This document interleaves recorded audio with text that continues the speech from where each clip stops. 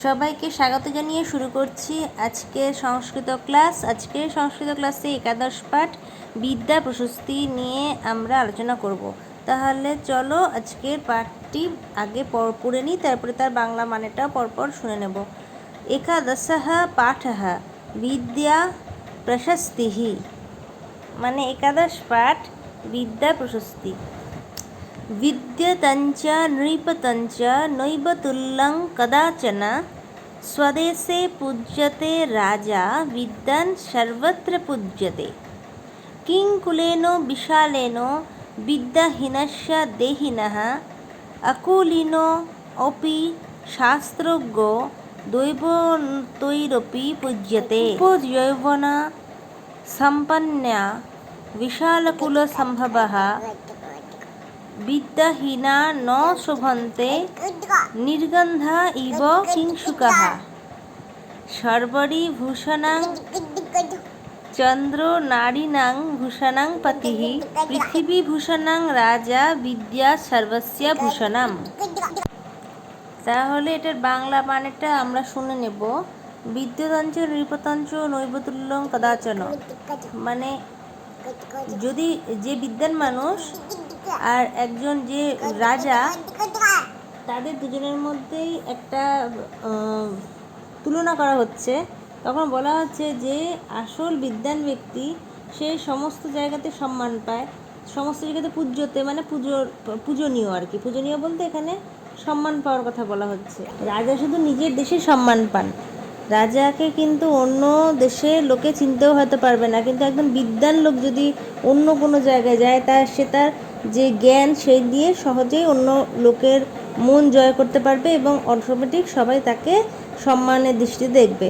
তো সেই জন্য আমাদের টার্গেট এটা হওয়া উচিত যে আমরা পড়াশোনা করে অনেকটা বিদ্বান হওয়ার চেষ্টা করব, কখনোই প্রচুর টাকা কামাই করে রাজার মতো হওয়ার চেষ্টা করব না। যদি আমরা সম্মানটা চাই, যে চারপাশে সবাই আমাদেরকে দেখেই সম্মান করবে, সবার মুখে মুখে আমাদের কথা হবে, তাহলে আমাদের অবশ্যই বিদ্বান একটা ব্যক্তিকে আদর্শ মনে করে তার মতো হওয়া উচিত, নাকি কোনো খুব বড় লোককে দেখে তার মতো হওয়ার জন্য স্বপ্ন রাখা উচিত।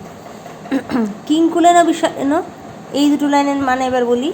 যে মানুষের কুলে বিদ্যার নামগন্ধ নেই, সে কী করবে? তার তো কোনো মান্যতা কোথাও নেই। আর যার কোনো কুল নেই, মানে বলে না যে ভালো কোনো বংশ পরিচয় নেই, তার যদি বিদ্যা থাকে তাহলে দেবতাও তাকে সম্মান করে। আবার বিদ্যাহীন কোনো মানুষ, যার রূপ যৌবন অথবা বিরাট কুল বংশ পরিচয় আছে, সে কেমন? আর সে একটা নির্গন্ধ ফুলের মতো, মানে যে ফুলের গন্ধ নেই, শুধু চেহারা আছে কিন্তু গন্ধটাই নেই আসল, সেই ঠিক সেরকম টাইপেরই তার অবস্থাটা হয়।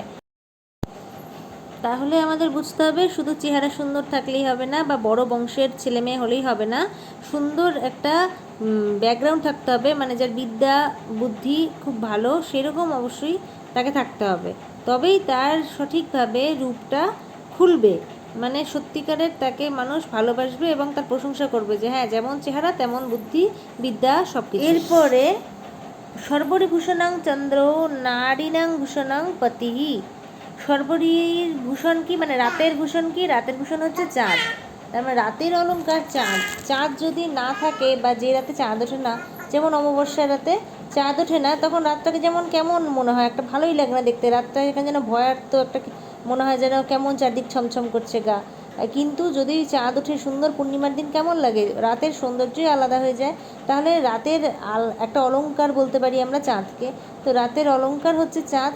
ঠিক তেমনভাবেই নারীদের অলঙ্কার হচ্ছে পতি, মানে নারীদের প্রতি মানে হচ্ছে তার স্বামী। বিবাহিত রমণীদের কথাই অবশ্যই বলা হচ্ছে, যারা বিবাহিত, তার সেই রকম পুরুষ নারীর কথা বলা হচ্ছে, যে সেই সব নারীদের যে হাজব্যান্ড আর কি, তো সেই হচ্ছে তাদের প্রকৃত অলঙ্কার। পৃথিবী ভূষণাং রাজা বিদ্যা সর্বস্ব ভূষণাম। আর পৃথিবীর ভূষণকে, পৃথিবীর অলঙ্কারকে, পৃথিবীর ভূষণ বা পোশাক অলঙ্কার যাই বলো, সেটা হচ্ছে রাজা। রাজা যদি পৃথিবীকে শাসন করে, সেই রাজাই সেই পৃথিবী বলতে এখানে অ্যাকচুয়ালি বিভিন্ন জায়গার কথা বলা হচ্ছে, কারণ একটা রাজা তো গোটা পৃথিবী শাসন করতেন না, সব বিভিন্ন জায়গায় শাসন করতেন। তো সেই রাজ্যের আর কি রাজাই হচ্ছে সেই রাজ্যের অলঙ্কার। তিনি সব কিছু দেখভাল করে রাখেন, প্রজাদেরকে আগলে রাখেন। তো তাই জন্য তিনি হচ্ছেন একটা বলা যেতে পারে যে রাজ্যের প্রধান অলংকার তিনি। আর বিদ্যা সর্বস্য ভূষণম, কিন্তু বিদ্যা জিনিসটা কেমন, প্রত্যেকের আলাদা আলাদা ভূষণ আছে, কিন্তু বিদ্যা কিন্তু সবার ভূষণ। মানে যে নারীদের যেমন বলা হলো প্রতিভূষণ, কিন্তু নারীদের কিন্তু যদি বিদ্যা থাকে সেটাও কিন্তু নারীদের ভূষণ হয়ে দাঁড়াবে, পতির সাথে সাথে সেটাও ভূষণ হয়েই দাঁড়াবে। আবার পৃথিবীর ভূষণ যে রাজা, তো বিদ্যাকে আলাদাভাবে বলা নেই, যেমন রাজার জায়গায় প্রজা বলা যাচ্ছে না যে পৃথিবীর ভূষণ হচ্ছে প্রজা, কিন্তু প্রজাদের কিন্তু যদি চায় যে তারা বিদ্যা লাভ করবে, তো সেইটা কিন্তু তাদেরও ভূষণ হয়ে দাঁড়াবে, তাদেরও অলংকার হয়ে দাঁড়াবে। তাদেরকে লোকে যেমন বললাম আলাদা করে চিনতে পারবে, কোনো জায়গাকার রাজা হতে হবে না, কিচ্ছু হতে হবে না।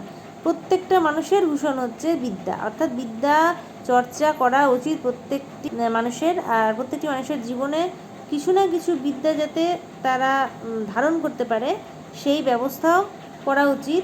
যারা এতটুকু যাদের বিদ্যা আছে তারা সেই বিদ্যাটা সবার মধ্যে দান করে সবার মধ্যে ছড়িয়ে দেবে, যাতে প্রত্যেকে বিদ্যার অল্প হলেও আলো পায়। বিদ্যা মিত্রাং প্রবাসেষু মাতা মিত্রাং গৃহেষু চ।